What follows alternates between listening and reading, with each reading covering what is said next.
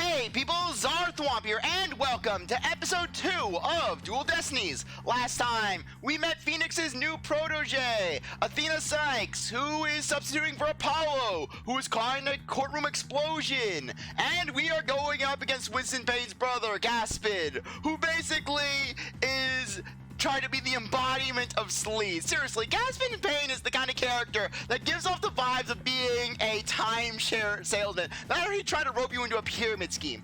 I'll have you know that this water filter is the best in all the land. All you have to do is just get 3 people to come onto the scheme and you can make money.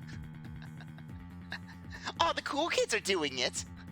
Yeah, I know that this is a very minor spoiler, but hey, I mean, basically, really just, you think that this is Winston, basically. This is not Winston. Winston did not have this kind of confidence since Mia destroyed his hair back in Trials and Tribulations. Mia basically, in her objection, that was so powerful that basically it basically left Winston Payne bald.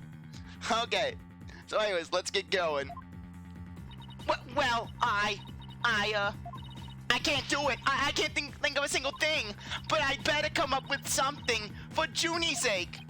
If you can't produce an answer, we could always go straight to the ruling if you'd prefer.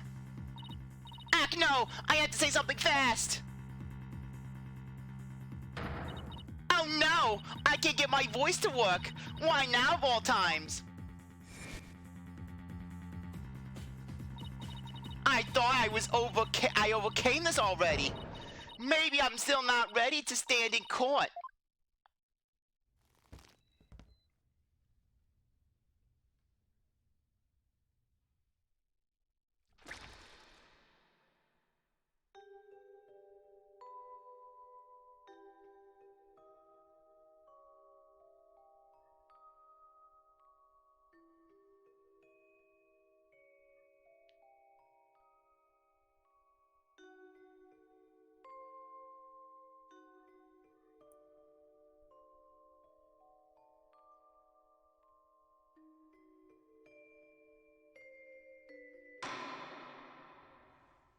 As you can see, there is no room for debate. Objection! Why, it's you!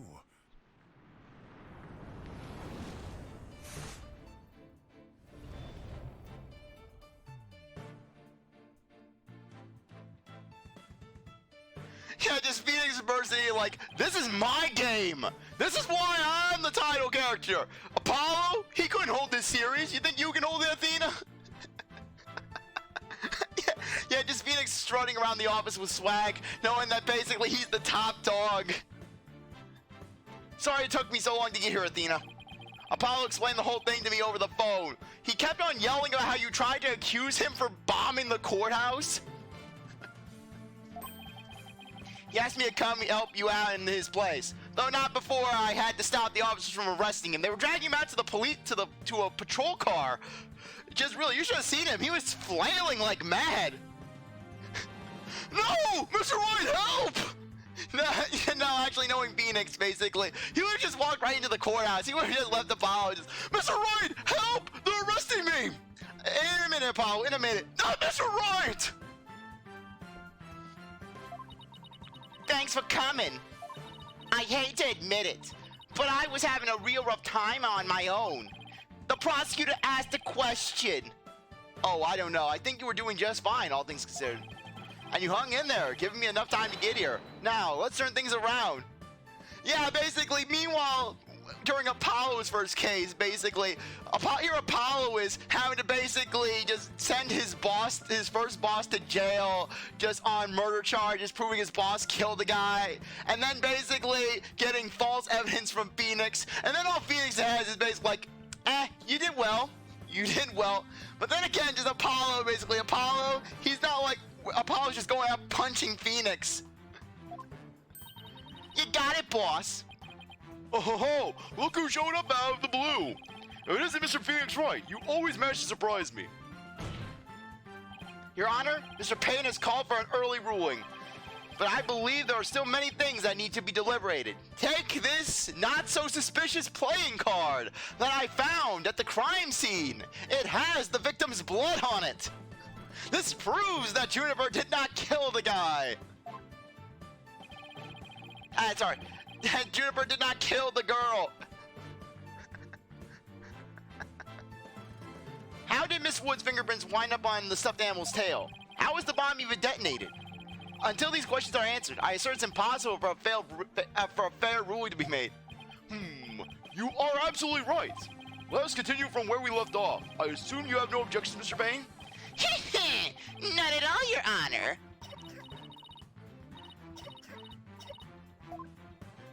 Miss Woods really looks like she's having a hard time. Dooney's really struggling, Mr. Wright. I get the sense she's afraid of the courtroom itself. Because of yesterday? Yeah, it was understandably very traumatic for her. Poor thing. And here she is, back at the courthouse again, being so brave. I'd like to make a request, Your Honor. At all possible, I'd like to have Miss Woods rest in the lobby. Given the defendant's condition. Very well, I grant special permission. You go get some rest, Junie, and leave the rest to us.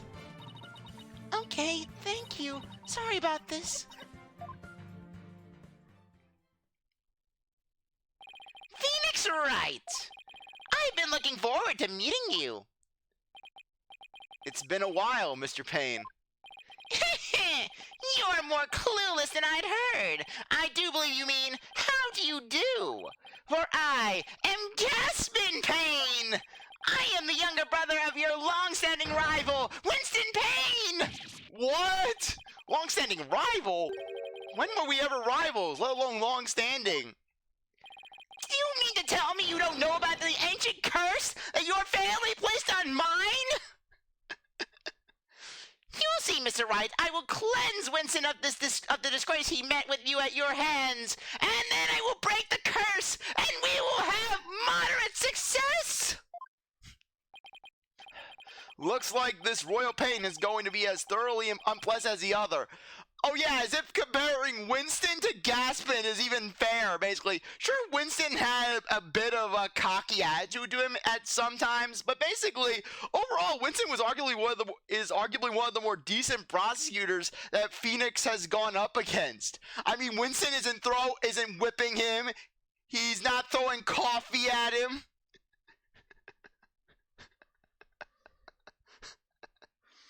He's not updating the autopsy report. He's not tasing him with 600,000 volts of electricity. Your Honor, the prosecution would now like to call a decisive witness to the stand. This witness will testify as to how the accused detonated the bomb in the courtroom. Very well. Please call your witness, Mr. Payne.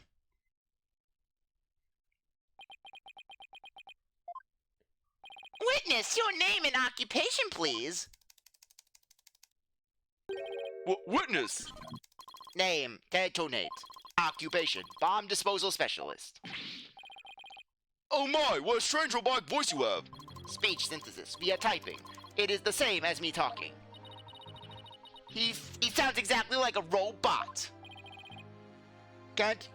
Okay, in that case, I'm definitely gonna give him the Kibo voice. Basically, just that one line alone just says, you gotta give him the Kibo voice. Can I just speak in a normal manner? I can. He can? But I do not like to speak. But I do not like to speak. Speaking is inefficient. Energy expenditure. Speaking, typing is greater than typing. Understand? When on witness? Mr. Tenate was in charge of the bomb for the trial. That was here when it went off. Being a bomb squad specialist, do you have any relation to the victim? Negative. I first met the girl while on this job. Many people are employed by the police. I know only a fraction of them. Do you know ex-Chief Gant? I went swimming with him once. Why do you assume that I am directly familiar with people? You know everyone! Do you know Gumshoe? However, I was shocked when I first discovered the body of the victim. Okay, yeah, that's just a better voice. Yeah, the keyboard voice is a special one. It just goes to generic. Actually, now I'm gonna be bouncing between the two. I was the first one on the scene after the explosion.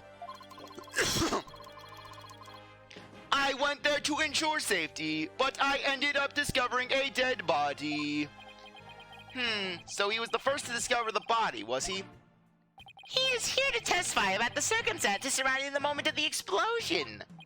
Very well, the court will hear Mr. Tonate's testimony. But at the very least, show this court some respect and remove the face guard witness. Yeah, just stare into your nightmares. When the bomb went off. The bomb was originally disarmed by me, then transported here as evidence. Bomb name HH3000, operated by timer or with a remote. I was watching from the gallery when I suddenly became alarmed. I saw that the bomb's timer was counting down. So even though the bomb was supposed to be disarmed, it somehow got switched on? Precisely. Activating the timer is very simple. 1. Connect wires. 2. Switch on timer. A monkey could do it. I am sure even you would be able to, Mr. Right. I guess this makes you the blue monkey in this barrel, fun boss. Ahem. I'd now like to begin my cross-examination, huh? Mr. Tonate, what is that? HH3000, aka a bomb. If any of you piss me off, I shall detonate and take us all down. I will not suffer insults to my name lightly, and I shall bring down the thunder of God upon your heads. You will all roast in a fiery inferno. It will be spectacular. A bomb? Great googly boogly! Yeah! Mr. Tonate, I demand you disarm this instant. Disassembly complete. 5.3 seconds. 0.2 seconds short of my personal best. Are you trying to give me a heart attack? I'm not exactly a spring chicken, you know. This is an exact replica of the HH3000. It is used to practice disarming bombs. Disarm equals success. Explosion equal failure. An exact replica of the bomb that exploded, is it? So that's what it looked like. I submitted a photograph of the real bomb taken just before the trial. Dimensions: 10 inches height by 10 inches width by 10 inches depth. Weight 12 pounds. A perfect replication. Your bomb does appear to be a very good copy indeed. Yes, however, I could not replicate the detonation mechanism. It has a very puzzling wiring setup. It is regrettable I could not replicate it. Witness, that's enough. There's no need to replicate anything here. And now if the defense would begin their cross-examination. Where has Miss Sykes gone to? I'm using Mr. Right as a shield. He's invincible. Athena, you can come out now. Okay, Mr. Right, let's get to work. I guess you were pretty scared, huh? What? I don't know what you're talking about. She was about to bolt. Hey, put a sock in it, widget. As transparent as ever. Now, let's see. Where were we? We were at the cross-examination. Oh, cross-examination, of course. She seems disoriented. I wonder if she's all right. Maybe I should ask Athena if she remembers how to cross-examine. Tell her focus. She'll be fine. Nah, no need for that right now. She'll be fine. I'll do everything I can do to help. If you can't find any contradictions and you flub up too often, don't be afraid to ask me for help. Press X in the options to consult with me when it appears. I'll let you know where I think the suspicious statement is. Sounds good. I'll be counting on you if I get in a bit of a bind. Alright, it's cross-examination time.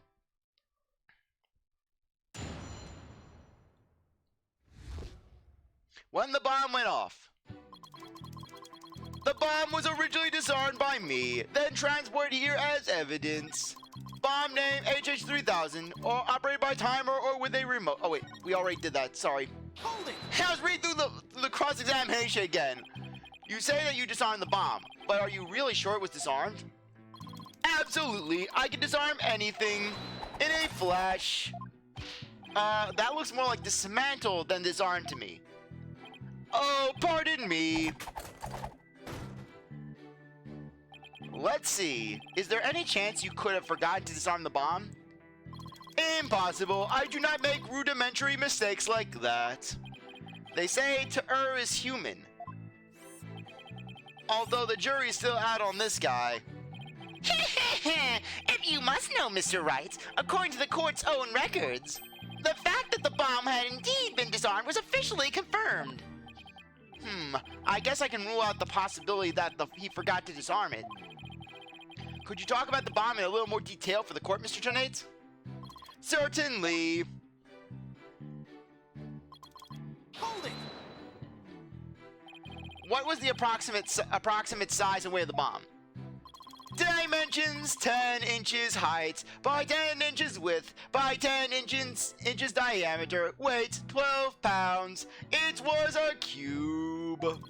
This information is also written on the photograph. Ah, yes, here it is on the back. According to this, the case is made out of alloy plating, 5/16 of an inch thick. That certainly sounds like one thick and very heavy bit of metal. I bet if I dropped that thing on your foot, you'd be hopping. No, if Athena dropped down Phoenix's foot, the bomb would just break in two. Phoenix's foot would be nigh invincible. If you dropped the thing anywhere, I'd be hopping for the nearest exit. Very well, I believe the court has heard enough about the bomb itself. So, Mr. Tonate, you were keeping an eye on the bomb? Where were you watching from?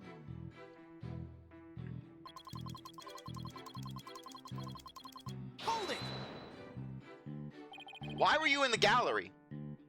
My duties may have been over for the moment, but I wanted to keep watch. Even though the bomb was disarmed, you can never be too careful. Explosive devices are very dangerous things. Ah, how admirably responsible of you. A model to be emulated. I practice disarming bombs every day. I practice assembling them too. The disarming part I get, but assembling them? Well, I'll have you know that I practice presenting evidence every day by myself.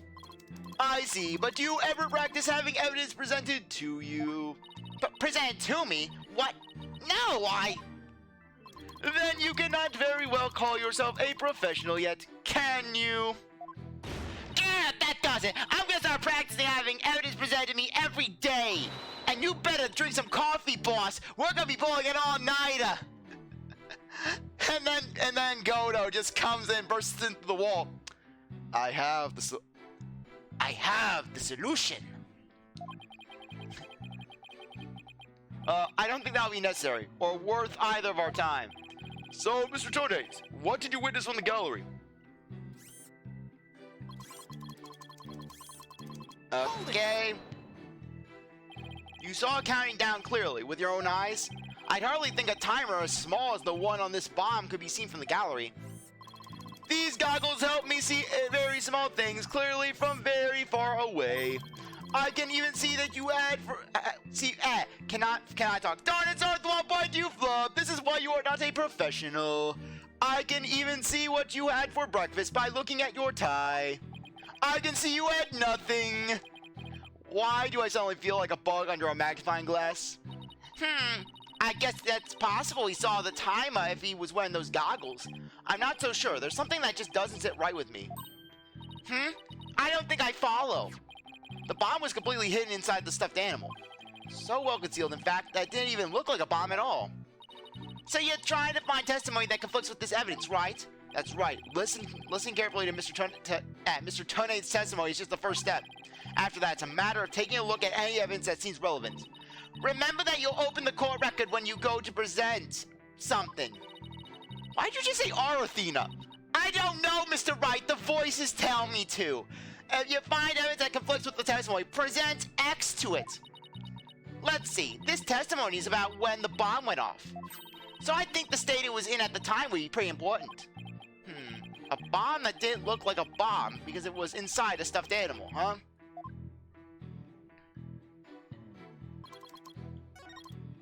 Okay. Let's go. Present. The autopsy report. It needs to be updated. Objection! Yes, you get an achievement. You got an objection. Congratulations. You get Apollo's face. You are bottom of the barrel. So you say you saw the bomb's countdown. Is that right? Of course. I clearly saw it counting down to 0. And I say that you are clearly lying. What are you talking about? There is no way you could have seen the bomb's timer. After all, the bomb was concealed inside a stuffed animal. Mr. Tonate, how can you claim to know the bomb was about to go off when you couldn't even see the timer? But that's just... I didn't even read that. What? No! That does seem like a glaring inconsistency indeed. Witness, how do you explain this? Well, Oh, that was great, Mr. Wright. You found a contradiction right off the bat. Always remember, Athena, when you find an inconsistency in a witness's testimony, there's always a reason behind it. It could be a lie, a hidden meaning, a secret. Whatever it is, it's up to us to dig it out.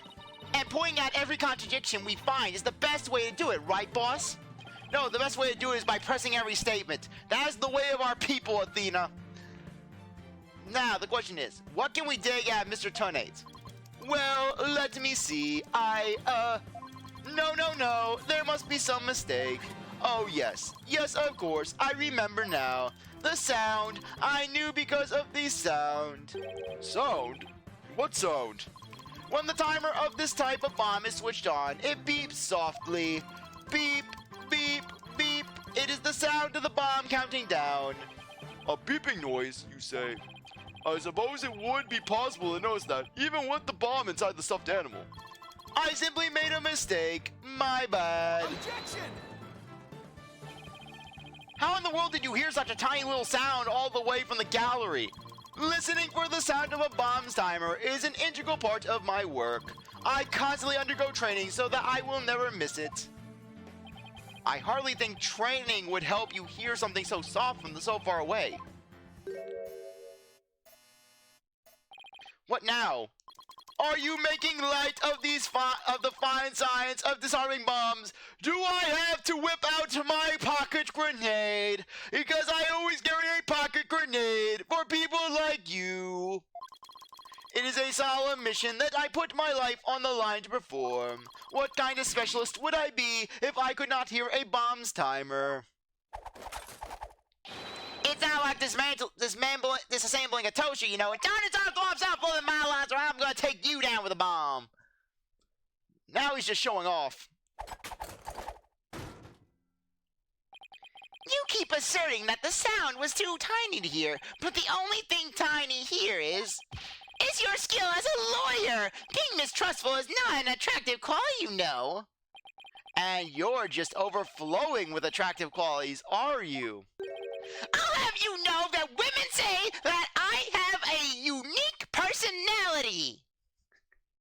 Or perhaps you have some proof that Mr. Tonate did not hear the sound. Well, no, but it still seems totally suspect. But it's going to be really hard to prove that he didn't hear something.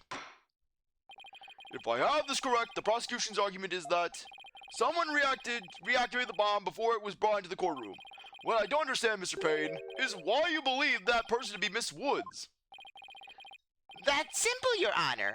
Mr. Tonate happened to be there when it happened. He was there when the defendant rearmed the bomb. What's this, though? It happened before the trial started.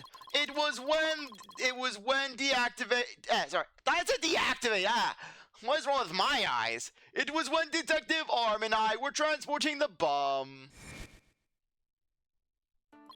We brought the bomb to the lobby for the defense. Bomb equal evidence. The lawyer wanted to see it before the start of the trial.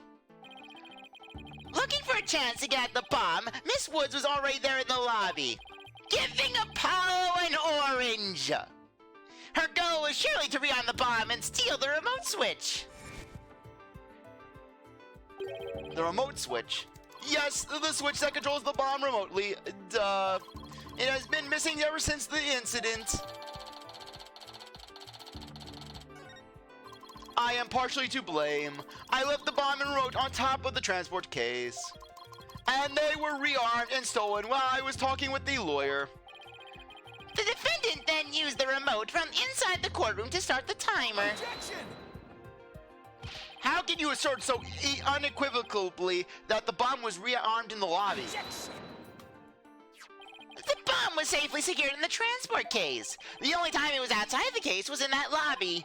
Therefore, it was the one and only opportunity anyone had to mess with it. Someone other than Mr. Tone could have opened the case and taken the bomb out. Impossible. The transport case is assigned exclusively to me. Do you see this number here? That is my identification number. And I have the only key that can open the case. Nevertheless, Mr. Payne's assertion is nothing more than conjecture. You have no proof that it was Miss Woods who stole the remote switch. And by that same token, you have no proof that it wasn't her. But what I do have is a piece of evidence that proves the defendant handled the bomb. Ah, the tail! 5 minutes, 24 seconds, 2.3 deciseconds. The defense's advantage lasted a mere 5 minutes. Ugh, talk about rotten hand. As long as they have her fingerprints as their trump card, I'm at a big disadvantage. It appears we will have to hear from the defendant herself once more. I wholeheartedly agree, Your Honor. I would like to recall Miss Woods to the stand. I trust you have no objections, Mr. Wright. And on that note, I think now would be a good time to end things off. Anyways, I really appreciate that you stuck around to watch this episode. You're a great viewer, and I hope you come back for the next one. If you like this video, like, subscribe, comment, share, do whatever that you want. And with that, I'll see you next time. Bye.